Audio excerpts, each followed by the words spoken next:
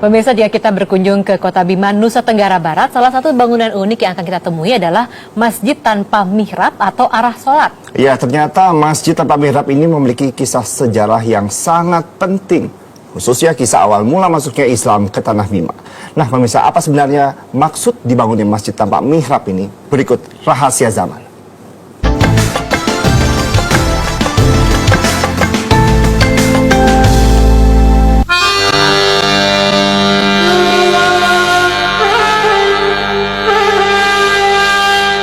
Bima, sebuah kota yang dianugerahi keindahan alam oleh Sang Pencipta. Bentang alamnya mempesona.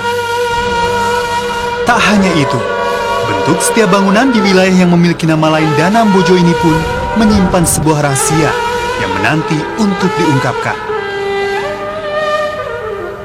Arsitektur bangunan yang ada di Kota Bima sedikit banyaknya dipengaruhi oleh perjalanan panjang sejarah yang telah dilaluinya. Bila Anda perhatikan ketika Anda sedang berjalan-jalan di kota ini, banyak gedung-gedung yang dibangun berdasarkan bentuk segi delapan. Namun benarkah bentuk ini memiliki arti dan menjadi sebuah tanda masuk serta berkembangnya Islam di kota ini?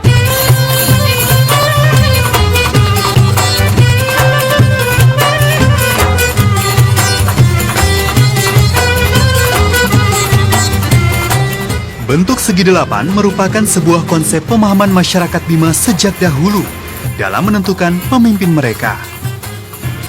Bentuk ini dikenal dengan nama Guswaru. Guswaru itu kan 8 sendi kepemimpinan di Tanah Bima ini. Dulu proses pengangkatan kepemimpinan itu melalui tahapan yang dinamakan Guswaru, 8 sendi kepemimpinan itu. Antara lain ya harus bertakwa, harus memiliki ilmu pengetahuan atau kapasitas intelektual, kemudian harus orang yang berada di tengah-tengah masyarakat, harus orang yang bisa menyatukan kata dengan perbuatan, kalau dalam istilahnya gahirawi pahu gitu ya. Tak hanya menjadi inspirasi dalam pembangunan gedung di Bima, Guswaru ternyata juga memiliki kaitan erat dengan berdirinya sebuah masjid kuno yang menjadi awal mula pusat penyebaran Islam di Tanah Bima, Masjid Kalodu.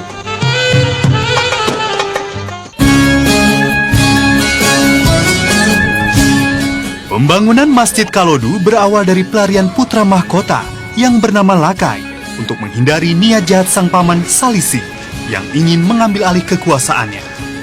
Lakai yang berencana mengambil alih tahta warisan ayahnya mencari bantuan dari para mubalik Sulawesi Selatan yang baru datang di wilayah Sape untuk menyebarkan agama Islam di Bima.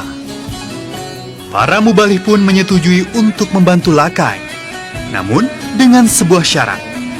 Lakai harus memeluk agama Islam dan membantu menyebarkannya di Tanah Bima. Tanpa diduga, sang putra mahkota ini dengan senang hati memeluk agama Allah ini. Tepatnya sejak 15 Robiul Awal 1030 Hijriah atau 7 Februari 1621 Masehi, sang putra mahkota pun memeluk agama Islam. Bersama para pengikutnya, Lakai kemudian kembali ke daerah Kalodu untuk bersembunyi, menanti bantuan sekaligus melakukan syiar agama Islam.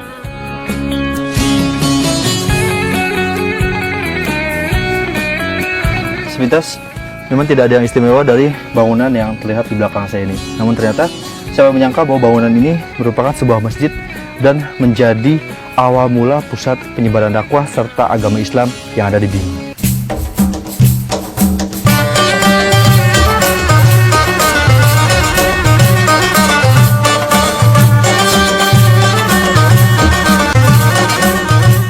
Masjid Kalodu ini dibangun dengan bentuk segi 4 sama sisi. Hal ini merupakan simbol dari 4 orang putra dan keluarga kerajaan yang pertama kali memeluk agama Islam.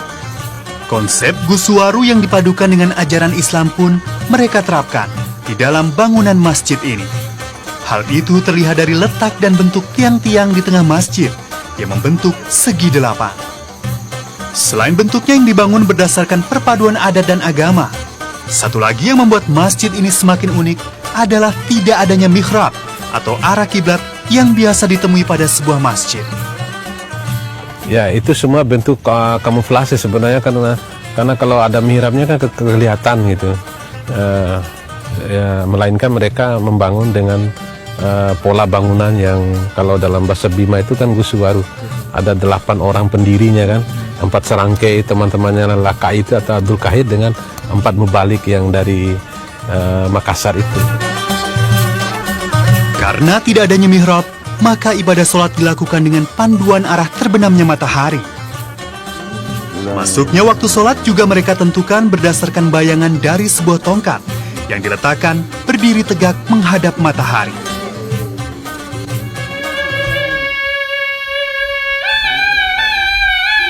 Dalam dakwahnya, Lakai yang telah mengganti namanya menjadi Abdul Kahir menggunakan kebudayaan serta tradisi lokal untuk menarik warga sekitar agar memeluk Islam. Perlahan, dakwah Abdul Kahir membuahkan hasil. Seluruh masyarakat desa di sekitar masjid akhirnya memeluk ajaran Islam. Karena hal itu pula, Masjid Kalodu dikenal sebagai Masjid Kamina, yang berarti masyarakat yang pertama mengaminkan atau menyetujui untuk masuk Islam. Bantuan yang diberikan oleh kerajaan dari Sulawesi Selatan akhirnya membuahkan hasil pada tahun 1640 dan mengembalikan sang putra mahkota pada tahtanya. Sejak saat itulah penyebaran Islam di Bima pun semakin meluas dan turut mengubah kerajaan Bima menjadi kerajaan yang berasaskan Islam yang dipimpin oleh Sultan Abdul Kahir. Semakin melekatnya agama Islam di Bima dapat pula terlihat dari lambang Kesultanan Bima yang berbentuk burung Garuda kembar. Hal ini menjadi falsafah kerajaan yang berdasarkan dui sila, yakni hukum adat dan hukum Islam. Masjid Kalodu kini masih berdiri kokoh dan telah menjadi cagar budaya yang dilindungi negara. Para sesepuh desa juga masih melestarikan tradisi yang sejak dulu ada di masjid ini. Mereka duduk berkumpul pada 8 tiang untuk melakukan pengajian dan pengkajian. Dalam setiap kajiannya, mereka saling bertukar pikiran dan membahas satu demi satu ayat Al-Quran untuk ditelaah sesuai pemahaman mereka. Salah satunya adalah mereka mengibaratkan sholat 5 waktu seperti bagian tubuh mereka. Bila satu saja tidak dikerjakan, maka mereka akan cacat selamanya. Pengkajiannya seperti inilah, kan ada namanya buku fikih, adanya namanya 2 kalimat yang memenuhi dunia dan langit. Itu dia pengkajian. Nah, sehingga pada saat itu dia ingatlah, ketika saya ini adalah berbuat kan seperti itu dia, angan-angannya itu, maka angan-angan yang berbuat baik itu dikatakan ilham Allah yang Maha Kuasa. Ajaran agama Islam yang semakin melekat dalam keseharian masyarakat Bima turut pula berakulturasi dengan tradisi lokal. Salah satunya terlihat dari pantun lepas yang dulu berisi kisah percintaan dan hubungan manusia dengan manusia. Kini tradisi itu berubah menjadi pantun yang syarat dengan nuansa Islami, seperti ajakan mendirikan sholat dan mengingat kematian bila ajal telah tiba. Meski tanpa mihrab dan harus melalui konflik pada awal penyebarannya, pada akhirnya Islam telah mendamaikan dan memberikan ketentraman bagi setiap warga Bima.